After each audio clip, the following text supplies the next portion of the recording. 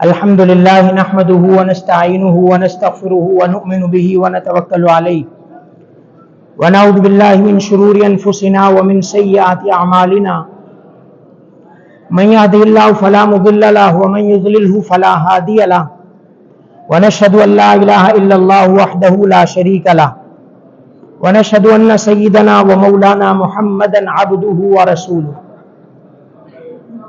اما بعد فاعوذ باللہ من الشیطان الرجیم بسم اللہ الرحمن الرحیم یا ایھا الناس اتقوا ربکم الذی خلقکم من نفس واحدہ وخلق منها زوجها وبث منهما رجالا كثيرا ونساء واتقوا الله الذي تساءلون به والارحام وقال تعالى لله ملك السماوات والارض يخلق ما يشاء يهب لمن يشاء اناثا ويهب لمن يشاء الذكور وقال النبی صلی اللہ علیہ وسلم من عال جاریتین دخلت انا وهو فی الجنت کہاتین او کما قال صلی اللہ علیہ وسلم۔ آج ہم یہاں پہ ایک بیٹی کے نکاح کی تقریب میں موجود ہیں۔ اسلام کا تھوڑا سا پازیٹیو اور پیارا چہرہ چند چیزیں بیان کروں گا۔ اسلام سے پہلے جو تھا بیٹیوں کے ساتھ بچیوں کے ساتھ کیا سلوک روا رکھا جاتا تھا اور اسلام نے آ کر کیسے بیٹیوں کو پروٹیکٹ کر دیا اور ہر غلط راستہ جو تھا اس کو بند کر دیا، ہر ظلم اور بربریت کو بند کر دیا۔ جاہلیت کا اسلام کیا کہتا ہے؟ اسلام جاہلیت کے بارے میں وَإِذَا بُشِّرَ أَحَدُهُمْ بِالْأُنثَى ظَلَّ وَجْهُهُ مُسْوَدًّا وَهُوَ كَظِيمٌ، کہ جب ان کو بتایا جاتا تھا آپ کے گھر بیٹی ہوئی ہے، ان کے چہرے زرد پڑ جاتے تھے، ان کے چہرے بدل جاتے تھے، وہ پریشان ہو جاتے تھے، بڑی شرمساری محسوس کرتے تھے۔ لیکن قربان جائیں ہمارے اور آپ کے پیارے پیغمبر آقا کریم علیہ الصلوۃ والسلام کی شان رحمت پر کہ آپ دنیا میں تشریف لائے، آپ نے بیٹیوں پر عصمت کی چادر ایسی چادر ڈالی کہ پوری دنیا کے اندر بیٹیوں کا ایک مقام آپ علیہ السلام نے بنا دیا۔ اور پھر اللہ نے آقا کریم علیہ السلام کو بیٹیاں ہی بیٹیاں عطا فرما کر امت کو یہ بتا دیا کہ میں جس کو پوری کائنات کا امام بناتا ہوں اس کو میں بیٹیوں کی رحمت سے نوازتا ہوں۔ یہ پیارے پیغمبر علیہ الصلوۃ والسلام کو اللہ نے بیٹیاں دے کر ہمیں بتا دیا۔ وہ جو جاہلیت کا کنسیپٹ تھا، لوگ گھر چھوڑ دیتے تھے، بیویاں چھوڑ دیتے تھے، بچے چھوڑ دیتے تھے۔ ایک عرب بدو شاعر تھا، اس کی 5 بیٹیاں ہوئی۔ چھٹی جب ولادت قریب ہوئی، اس کی بیوی پریگننٹ تھی، کوئی مہینے کا ٹائم باقی تھا، اس نے کہیں سفر پہ جانا تھا۔ بیٹی کو وارن کیا، بیگم کو، کہ اگر اب چھٹی بھی بیٹی ہوئی تو میں تیرے ساتھ رہنے والا نہیں ہوں، میں جا رہا ہوں۔ 1 مہینے کے بعد آیا، دوست احباب جیسے ملتے ہیں، بتایا جی بیٹی ہو گئی آپ کے ہاں۔ تو اب اس نے کہا تھا کہ میں تجھے چھوڑ دوں گا، گھر چھوڑ دوں گا۔ وہ آیا، رات کو اپنے گھر نہیں گیا، ساتھ میں دوست کے پڑوسی کے گھر چلا گیا۔ بیوی کو پتا چلا، اس کو دکھ ہوا، ظاہر بات ہے اس کے ہاتھ میں تو نہیں ہے، بیٹیاں دینا کو میرا آپ کا کام ہے، عورتوں کا کام ہے، ہسپتال والوں کا کام ہے۔ وہ بیٹیاں بیٹے نہیں دیتے، وہ تو اللہ دیتا ہے۔ اب وہ پڑوسی کے گھر چلا گیا، اس کو پتا چلا بیگم کو، اس نے چند اشعار لکھے۔ ابو حمزہ اس کا نام تھا۔ اس نے لکھا مالی ابی حمزہ لا یاتینا یذل فی البیت یلینا تاللہ ما ذالک فی ایدینا نحن کالارض لزارعینا ننبت ما زرعہ فینا، کہ ابو حمزہ کو کیا ہو گیا؟ لایاتینا، ہمارے گھر نہیں آیا۔ یذل بیت یلینا، کہ اس نے رات جو ہمارے ساتھ والا گھر ہے اس میں گزاری ہے۔ اللہ کی قسم یہ ہمارے ہاتھ میں نہیں ہے، بیٹیوں کا ہونا، بیٹوں کا ہونا ہمارے ہاتھ میں نہیں ہے۔ اور اگر بالفرض ہمارے ہاتھ میں ہو بھی صحیح تو ہماری مثال تو زمین کیسی ہے کہ کسان جو بیج ڈالے گا وہی فصل آئے گی۔ پھر بھی قصور تو کیا ہے؟ آدمی کا ہے، میرا تو کوئی قصور نہیں۔ تاللہ ما ذالک فی ایدی، یہ کسی کے ہاتھ میں نہیں، یہ تو اللہ۔ تو ایسے مائنڈ سیٹ تھے، ایسا ذہن تھا۔ پھر پیارے پیغمبر نے قرآن سنایا پیارے پیغمبر نے آیتیں سنائی، پیارے پیغمبر نے دین بتلایا کہ ظالموں یہ تمہارے ہاتھ میں نہیں، اللہ کی رحمت ہوتی ہے بیٹیاں۔ پھر پیارے پیغمبر نے اپنے امت کو، اپنے پیارے مسلمانوں کو سمجھایا اور بتایا بیٹی کتنی عظیم نعمت ہے، بیٹی کتنی عظیم نعمت ہے۔ سیدنا ابو سعید خدری رضی اللہ تعالی کی روایت ہے، اللہ کے پاک پیغمبر علیہ السلام نے فرمایا من کان لہ ثلاث بنات او ثلاث اخوات او ابنتان او اختان، کہ جس کی 3 بیٹیاں ہوں یا 3 بہنیں ہوں، 2 بیٹیاں ہوں یا 2 بہنیں ہوں، فاحسن صحبتہن واتق اللہ فیہن فلہ الجنہ، کہ ان کے ساتھ اچھا سلوک کرے، ان کے بارے میں اللہ سے ڈرے، فرمایا اس کے لیے جنت پکی ہے۔ اور ایک روایت میں اللہ کے پاک پیغمبر نے فرمایا من آل جاریتین دخلت انا وہو فی الجنت کہاتین، کہ جس نے 2 بیٹیوں کی تربیت کی، پرورش کی، پالا، ان کو پڑھایا لکھایا، اچھی تربیت کی، فرمایا کہ میں اور وہ بندہ جنت میں ایسے ہوں گے۔ آپ علیہ السلام نے واشار اصبعیہ، اپنی 2 انگلیوں کے ساتھ اشارہ کر کے بتایا جنت میں وہ میرا پڑوسی ہوگا، نبی علیہ السلام کی نیبرہڈ میں ہوگا وہ۔ تو بیٹیاں جو ہے کوئی معمولی چیز نہیں ہے۔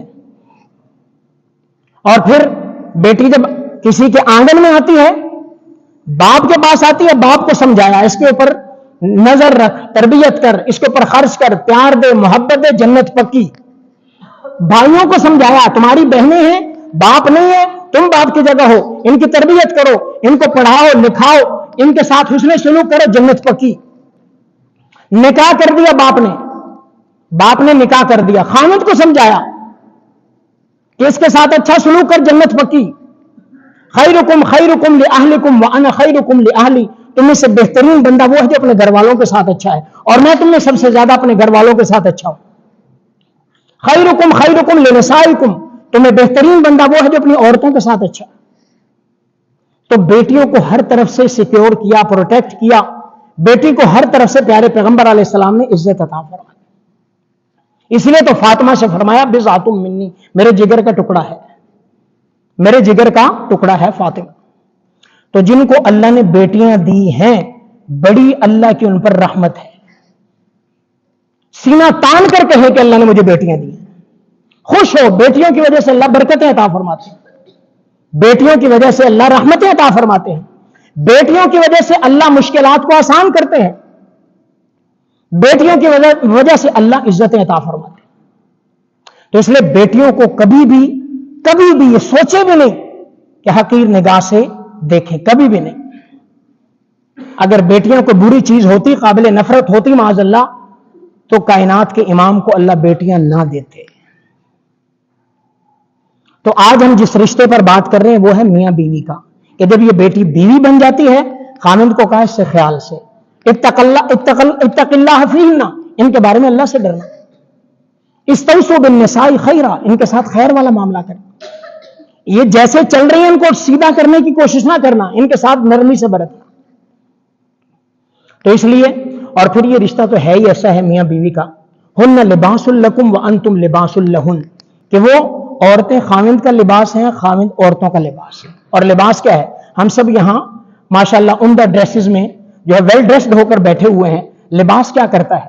لباس ایک تو ہمیں پروٹیکشن دیتا ہے، ہماری حفاظت کرتا ہے سردی سے بھی، گرمی سے بھی، اور گرد غبار سے، مٹی سے، ہر چیز سے ہمیں۔ دوسری چیز، لباس ہمارے عیبوں کو چھپاتا ہے۔ کسی کے ٹانگ پہ چوٹ لگی ہے، کسی کی زخمی ہے، بازو ٹوٹا ہوا ہے، اندر کیا ہے؟ لباس کا کام کیا ہے؟ سارا کچھ چھپا لینا۔ تو اسی طرح میاں بیوی بن جائیں، ایک دوسرے کے لباس ہیں، ایک دوسرے کے عیب نہ ظاہر کریں میاں بیوی آپس میں، اور خاص کر بچوں کے سامنے۔ بیوی اپنے میاں کے عیب بچوں کے سامنے نہ بیان کرے، خامند اپنے بچوں کے سامنے بیوی کے عیب نہ بیان کرے، وگرنہ کل کو دونوں کی محبت ان کے دلوں سے نکل جائے گی۔ خامند کے فیملی کے جو اوئی بات نہ کرے، وگرنہ بچے دونوں کے نافرمان ہو جائیں۔ تو اس لیے اسلام تو میرے بھائیوں بڑا خوبصورت دین، بڑا ہی پیارا دین ہے، بڑا ہی خوبصورت دین ہے، بس اس پر چلنے والا ہونا چاہیے، اس پر چلنے والا ہونا چاہیے۔ اللہ ہمیں اسلام کے مطابق زندگی گزارنے کی توفیق عطا فرمائے۔ جیسے اسلام کی مشیت ہے جیسے اسلام کا منشا ہے اللہ ہمیں ویسا چلنے والا بنا دے. اسلام کے مطابق چلیں تو کوئی پریشانی والی بات ہے ہی نہیں, اور اسلام کو چھوڑے تو پھر کوئی سکھ والی بات ہے ہی کوئی. گھر جو چلتا ہے اگر بندہ سمجھے کہ مال سے گھر چلاؤں گا تو یہ بھول ہے. اگر عورت سمجھے میں اپنی خوبصورتی کے بل بوتے پر گھر چلاؤں گی, بھول ہے. نہ مال سے نہ خوبصورتی سے, نہ خاوند کے مال سے نہ بیوی کی خوبصورتی سے. گھر چلے گا دونوں کے خوبصورت اخلاق سے, دونوں کے پیار سے, دونوں کے تحمل سے, دونوں کو ایک دوسرے کے اکرام اور احترام سے گھر چلے گا. تو اس لیے سب کے لیے بھی ہے کہ گھروں میں پیار محبت, اپنی بچیوں کی اچھی تربیت کرنا پیارے پیغمبر علیہ السلام کی سنت ہے. ان کے ساتھ خندہ پیشانی سے پیش آنا, ان کو پیار دینا, ان کو احساس کمتری نہ ہو, ان کو ایسا محسوس نہ ہو کہ ہمیں کم سمجھے جا رہے, بلکہ اللہ دیتے ہی انہی کے صدقے ہیں, انہی کے صدقے اللہ عطا فرماتے ہیں. تو اس لیے آج ہم بیاشر صاحب کی بیٹی کے نکاح کی تقریب میں موجود ہیں, اور یہ مسجد میں نکاح کرنا اللہ کے پاک پیغمبر علیہ السلام نے فرمایا اعلنوا النکاح وجعلوا فی المساجد واضربوا علیہ بالدفوف, کہ نکاحوں کا اعلان مسجد میں کیا کرو, مسجد میں کیا کرو, مسجد میں نکاح کیا کرو, اور اس پر دف بجایا کرو. دف سے مراد اس کا اعلان کہ لوگوں کو پتا چلے, کوئی چوری چھپے والی بات نہیں ہے. ہمارے اسلام کی ایک بیوٹی یہ بھی ہے کہ اسلام نسب کو بھی بڑا پروٹیکٹ کرتا ہے. نسب نامے ہمارے اللہ کا شکر ہے محفوظ. اگر ایسے ایسے لوگ دنیا میں پائے جاتے ہیں نسب کا پتہ ہی نہیں, باپ کا پتہ نہیں, رشتوں کا پتہ ہی. اللہ کا شکر ہے یہاں ایک ایک گھر میں دادے پڑدادے سے لے کر نیچے پوتے پر پوتے تک موجود ہوتے ہیں. گھر کے ساتھ گھر, چچا تایا پھوپھی مامے خالہ ساری کیا ہے نسبتیں موجود ہیں. یہ اللہ کا شکر ہے, اللہ کا کرم ہے. تو اس لیے ان رشتوں کی قدر کرنا, ان رشتوں کی قدر کرنا, ان کو کبھی بھی کم نہ سمجھنا, یہ اللہ کی ہمارے لیے بہت بڑی بلیسنگ اور نعمت ہے. اور آج کل کے زمانے میں رشتوں سے نفرتیں پیدا کی جا رہی ہیں, رشتوں سے جو ہے وہ دور کیا جا رہا ہے. یاد رکھیں کبھی بھی رشتے ختم نہیں ہوتے. رشتے پیارے پیغمبر علیہ السلام نے صلہ رحمی کا حکم دیا ہے, میل جول کا حکم دیا ہے. تو اس لیے جو بچے بچی ہیں جن کے نکاح ہو چکے ہیں اور اب ہو رہے ہیں, اللہ انہیں کامیاب فرمائے, ان کے اس جو ہے وہ شادی والے سفر کو کامیاب فرمائے, ایک دوسرے کے احترام کے ساتھ. اب والدین نے اپنی ذمہ داری ادا کر دی ہے, اب بچے اپنی ذمہ داری ادا کریں, اپنی زندگی کو احترام کے ساتھ پیار کے ساتھ گزاریں. یہ اب ان کی ذمہ داری ہے. یہ کیا ہے, اور آج کل کا جو دور جدید ہے, جو طریقہ والدین کو چھوڑ کر اپنایا جاتا ہے وہ کبھی بھی کامیاب نہیں ہے, اس سے خوشی نہیں آتی. تو اس لیے کبھی بھی نوجوانوں سے بھی گزارش ہے اپنے والدین کو کراس نہ کریں, اپنے والدین کی دعائیں لے کر رخصت ہوں. تشریف لائے علامہ صاحب, اپنے والدین کی دعائیں لے کر جو ہے وہ رخصت ہوں. ہندو مذہب دیکھیں نا, اوپر نہیں نظر اوپر ہے, ہندو مذہب دیکھ لیں, ان کے ہاں بھی یہ ہے کہ بچے کیا کہتے ہیں جی اپنے والدین کے آشیرواد سے رخصت.